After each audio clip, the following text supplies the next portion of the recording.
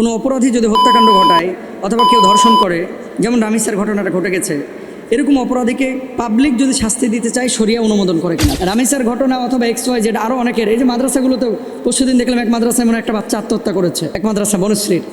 এখন আমরা তো ঢালাভাবে হুজুরদের দোষ দিয়ে দিই, সাফাই গাচ্ছি না, হুজুরদের বিপক্ষেও তো আমি কথা বলি, আমরা কথা বলি, যেখানে অন্যায় সেখানে আমরা আওয়াজ তুলি। এত লং টাইম বিচার ব্যবস্থায় না নিয়ে সে সংক্ষিপ্ত সময় শর্ট টাইমে কীভাবে কার্যকর করা যায় সেটা হচ্ছে রাষ্ট্রের কাছে আপনারা দাবি তুলতে পারেন। ধর্ষণ, খুন, রাহাজানি এগুলো থেকে বাঁচার জন্য অবশ্যই শরিয়া আইন এটা বাস্তবায়ন করা দরকার এবং প্রকাশ্যে। ধরেন অনেক সময় অনেক পাবলিক এরকম বলে না সরকারের কাছে, পুলিশকে ঘেরাও দেওয়া বলে যে আমাদের হাতে তুলে দেন, আমরা এটাকে সাইজ করব। এটার ব্যাপারে বক্তব্য কী, তাই না? এই প্রশ্নটা কিন্তু অনেকেরই, যে মোহতারাম সে দেখেছি মেরেছে, হত্যা করেছে বা ধর্ষণ করেছে বা সে ক্ষতি করেছে, এটা আমার হাতে তুলে দেন না। পুলিশের কাছে গেলে বা আদালতে গেলে এটা তো 10-12 বছরের মামলা, ফাঁসি হবে কিনা, জামিন হবে কিনা, তা আমাদের হাতে তুলে দেন। দেখেন, ইসলামী শরিয়ার একটা মূলনীতি আছে। মূলনীতি হচ্ছে, যদি ইসলামিক রাষ্ট্র হয় তাহলে ইসলামিক রাষ্ট্রের যারা সরকারের দায়িত্বশীল তারা এটাকে আইন বাস্তবায়ন করবে। এটা কিন্তু আপনি নিজ হাতে আইন তুলে নিতে পারবেন না। 2 নম্বর, যদি ইসলামিক রাষ্ট্র না হয় তাহলে যে রাষ্ট্রের অধীনে বা যে সরকারের অধীনে থাকবেন সেই সরকারের আইন শৃঙ্খলা বাহিনীর দায়িত্ব হচ্ছে সেটা বাস্তবায়ন করা। এখন আপনার দায়িত্বটাকে আপনি পারতেছেন না, দেখতেছেন যে 10 বছর 12 বছর তারা জেলের মধ্যে বসে আছে, এখন কি করবেন?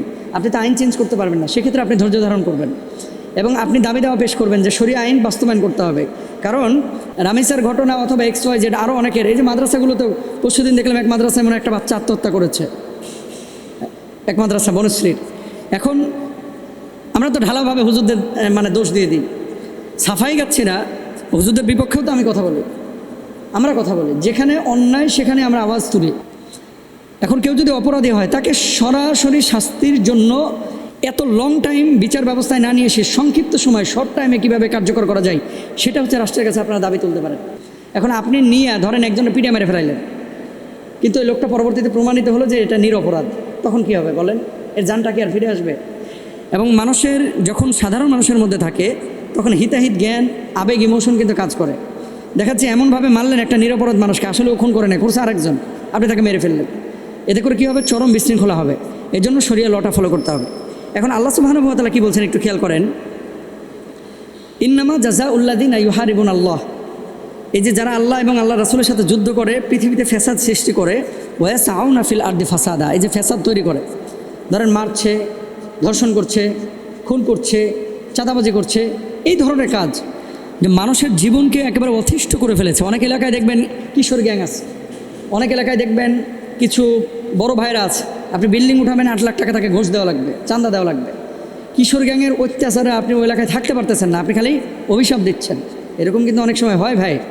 তো এদের শাস্তিটা কি? এই জন্য ইসলাম খুব স্ট্রিক্ট। আপনার জানমালের যারা ক্ষতি করবে এদের ব্যাপারে ইসলাম শরিয়ার সুস্পষ্ট বক্তব্য। 1 নম্বর, রাষ্ট্রের দায়িত্ব হচ্ছে কত্তালো, তাদেরকে হত্যা করে ফেলুক, এটা দায়িত্ব হচ্ছে রাষ্ট্রের, আপনার না। আউ ইসল্লাবু, তাদেরকে শুলে চড়ানো হোক, শুলে, এখন তো শুলে চড়ানো নাই, ফাঁসিতে, তা আপনি ফাঁসিতে ঝুলে দেন তাদেরকে। আউ তুকত্তা আইদিহিম ও আরজুলুহুম মিন খিলাফিন আউ ইউনফাউ মিনাল আরদ, অথবা বিপরীত দিক থেকে তাদের হাত পা কেটে ফেলা হবে। এরপর বলা হচ্ছে আউ ইউনফাউ মিনাল আরদ, এবং দেশ থেকে তাদেরকে নির্বাসিত করা হবে। যালিকা লাহুম খিজুন ফিদ দুনিয়া ওয়া লাহুম ফিল আখিরাতি আযাবুন আযীম, এটা হচ্ছে তাদের দুনিয়াবী শাস্তি, লাঞ্ছনা, আখিরাতে তাদের জন্য চূড়ান্ত শাস্তি আছেই। এজন্য আসলে আপনারা অনেক সময় বলেন থানা ঘেরাও দিয়ে, যে আসামিকে আমাদেরকে দিয়ে দেন, এদেরকে আমরাই সাইজ করে ফেলবো। হ্যাঁ, পাবলিক যখন নিজে কন্ট্রোল করতে না পারছেন, নিজে যখন পাবলিক মেরে দিচ্ছেন, সেটার বিষয় ভিন্ন। কিন্তু আবেগ, ইমোশনের জায়গা থেকে আপনাদের কাছে আমাদের রিকোয়েস্ট, প্লিজ আইনকে কেউ নিজ হাতে তুলে নিয়ে নিজেরা কখনো বিশৃঙ্খল আচরণ করবেন না। এখন আপনি বলবেন যে আমরা কি শাস্তি চাই না? অবশ্যই আমরা শাস্তি চাই। গোটা বাংলাদেশের মানুষ, বিশেষ করে যারা ইসলাম ফলো করেন, যারা নামাজ কালাম ফলো করেন, আপনারা প্রত্যেকে আওয়াজ তোলেন, ধর্ষণ, খুন, রাহাজানি এগুলো থেকে বাঁচার জন্য অবশ্যই শরিয়া আইন এটা বাস্তবায়ন করা দরকার এবং প্রকাশ্যে। এছাড়া এই দেশে শান্তি আসবে না, এছাড়া এই দেশে শান্তি আসবে না, আসার সম্ভাবনা। কারণ আজকে 50 বছর 52 বছর হয়ে যাচ্ছে এই দেশের বয়স, শান্তি আমরা দেখছি না। খুন, ঘুষ, জেনা, ব্যভিচার এগুলো বাড়ছে ডে বাই ডে। থামবে কবে? একসময় দেখবেন এই জেনারেশন ইয়াংস্টাররাই, এরাই হয়তো আওয়াজ তুলবে যে না, এই ব্রিটিশ ল দিয়ে আর হবে না, আমাদেরকে কোরআনিক লতে আসতে হবে। আমাদেরকে কোরআনিক লতে আসতে হবে, আল্লাহর আইনে আসতে হবে ইনশাআল্লাহ তাআলা। সরকারের কাছে আমাদের আকুল আবেদন, প্লিজ আপনারা মানুষের আবেগ অনুভূতি এগুলো বোঝার চেষ্টা করেন। আল্লাহ বুঝদান করুক।